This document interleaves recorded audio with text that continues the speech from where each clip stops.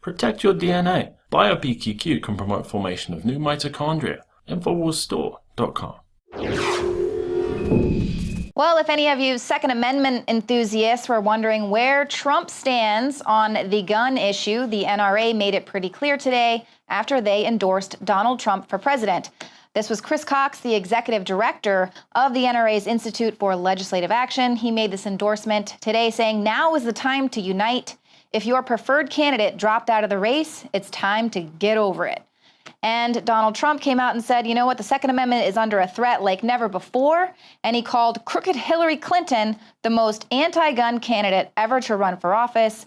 And as he said before, she wants to abolish the Second Amendment and take your guns away, which she has made incredibly clear time and time again. So you can bet that it is never Hillary.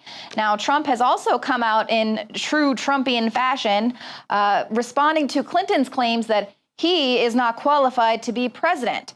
So he said, the fact that Hillary thinks the temporary Muslim ban, which she calls the Muslim ban, promotes terrorism, proves Bernie Sanders was correct when he said that she is not qualified to be president.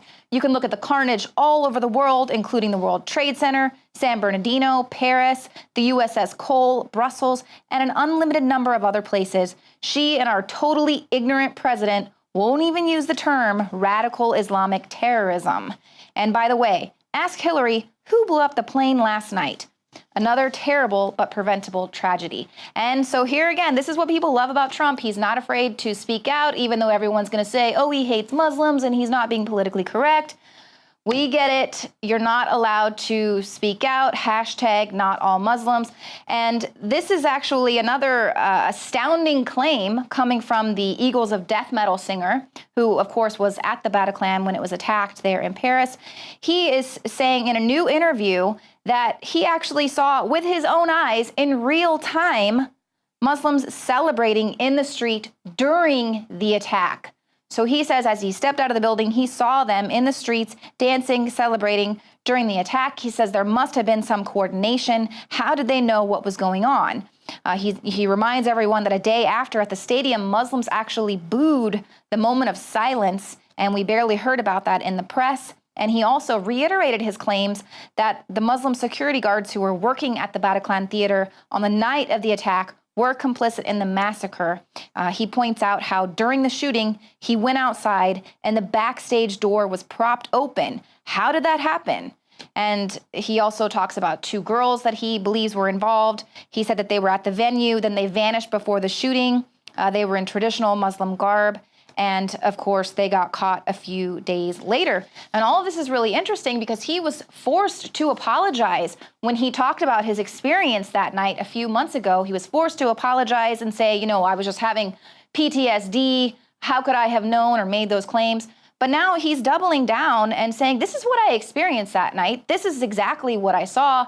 And don't gaslight me, bro. Well, now French festivals have canceled the Eagles of Death Metal over the remarks that he has made, because you're not allowed, you can't, facts over feelings that's not the name of the game today. It's all about feelings over facts. And so they don't care about what your experience was. If you were actually there, actually present, actually on stage, could have possibly lost your life. And if you had you're a musician and you set up before the show and you're having these experiences and you're witnessing all of this stuff that just doesn't add up, doesn't make sense, but you're not allowed to speak out.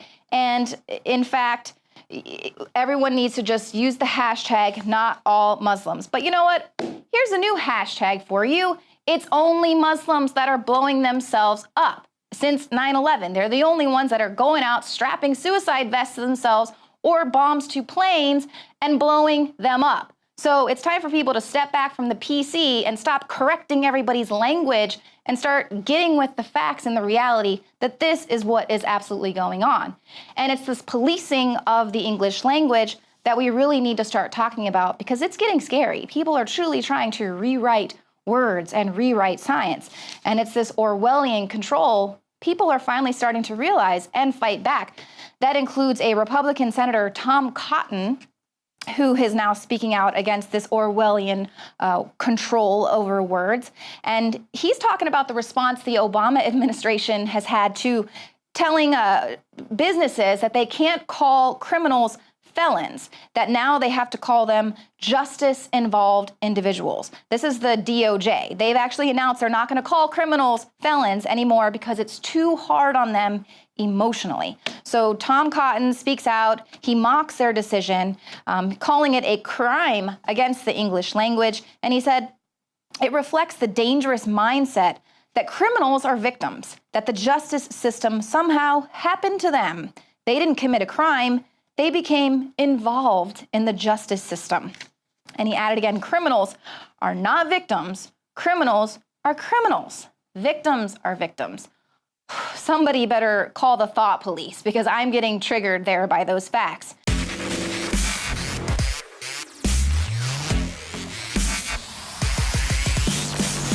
Get Brainforce at 25% off for a limited time at InfowarsLife.com. Ladies and gentlemen, I've been on this the last few months. You probably noticed I've been more crazed, more focused, less brain fog, more energy, more special reports, and it's because of Brainforce. One of the worst things with most energy products is it's not sustainable, right? You're gonna crash afterwards. And the cool thing about this is it's not just a bunch of energy compounds that are gonna fire your brain up to a higher RPM or whatever, which it does do. This is sustainable. This isn't going to spike and you're gonna collapse and you're gonna feel really bad afterwards.